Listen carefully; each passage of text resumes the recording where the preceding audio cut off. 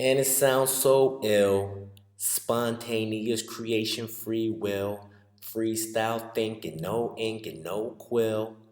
I'm just the right guy at the right time with the right line. Hey, my name is John Bauer, and I'm here to teach you the difference between three sounds that don't even exist in English. So, what are these three sounds? You have, and then you have, and then you have. Don't worry, I didn't hear any difference at all when I first heard these sounds. So let's listen to it one more time. Okay, so we have three sounds, something like a and a. Keep in mind, when you try to make these sounds, you're going to want to move your lips or your ears or your eyes, but just like a science experiment, you need to only move your tongue, otherwise there's no control and it's not worth anything. Now, if we're going to understand where these sounds come from, we have to understand how the mouth works and the different parts of the mouth, or at least the parts that are important for these sounds.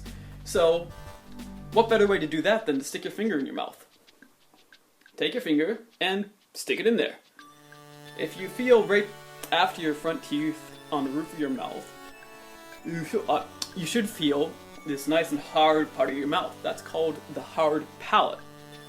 And if you keep going back further, without choking yourself obviously, you'll feel a softer part that should tickle a little bit. That is the soft palate. And then the other important part for us is that little dangly thing way in the back of your the uvula. And all three of these areas are important for making these sounds. Let's take a look at where exactly these sounds are coming from. Right, so you have the uvula way in the back here, you have the soft palate, the part that tickles, right about here, and then the hard palate just behind the teeth here. Now, each one of the sounds that we heard before, the and the come from these three different areas. Can you tell which one comes from where? No? Don't worry. We're still learning about where things are in the mouth. So, you have which is in the uvula, the way back of the mouth. Then you have the which is a little bit farther ahead in where the soft palate is. And then you have which is way up. There's one other dimension to all of this that we have to see if we're going to understand how this works. So, follow me as we look up. So now that we're up here, let's get a better look at what the tongue is doing and the different parts of the tongue that you could see if you could look through the top of my head. So, if you're looking down at me, you should be able to imagine that you could see my tongue all stretched out.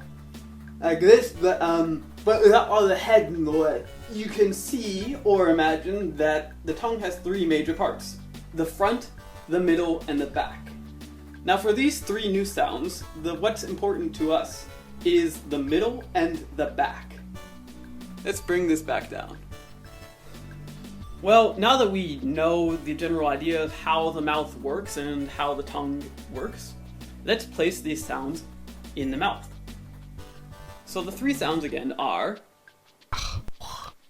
that's, and let's start with the sound.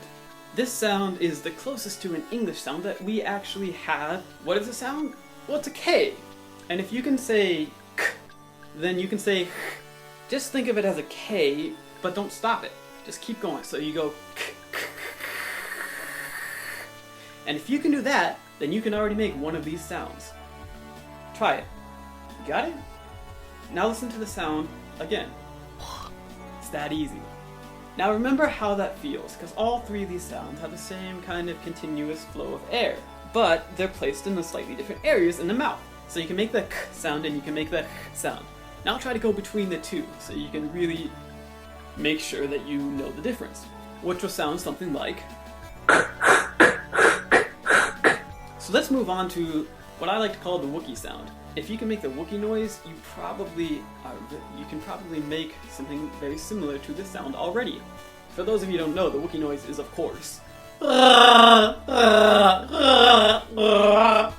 however, this sound's gonna be a little bit quieter. You'll sound like you're trying to cough up something that's stuck in your throat. So it's gonna be more of a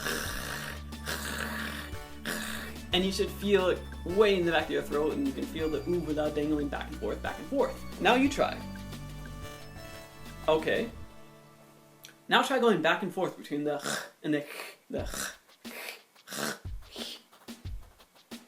Alright, you got it? The last sound, the involves a few more changes. You're going to have to move everything forward a little bit. And so this sound will be on the hard palate, so right after the front teeth, in that hard part of the roof of your mouth.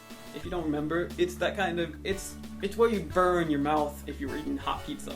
You're going to want to place your tongue there, but you want to place the middle part of your tongue, not the back part of your tongue like we were before. So can you do that? Just try putting your tongue there for now. You got it? Okay. And then you just have to blow air out like you were for the past two sounds. And you get a little bit of a... You might not get it quite right at first, but keep practicing. Now, to really get that practice down, you should try to go from these three sounds. Just do all three. And you should be able to feel where these sounds are coming from and how you're making them. So you have a...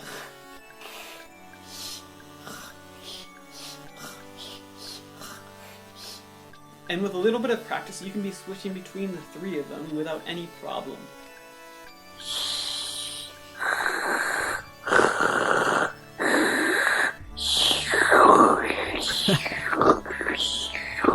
Now, if you're learning German, these sounds are so important to learn because they all exist, and they all exist in different words. Being able to differentiate between these sounds and being able to produce them is a key part of speaking the language.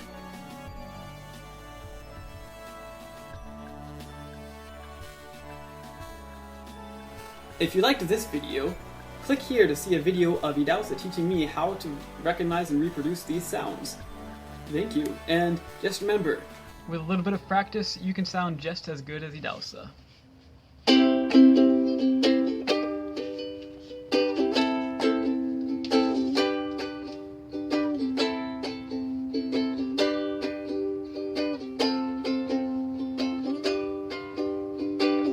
And it sounds so ill, spontaneous creation, free will, freestyle thinking, no ink and no quill. I'm just the right guy at the right time with the right line. And it sounds so ill, spontaneous creation, free will,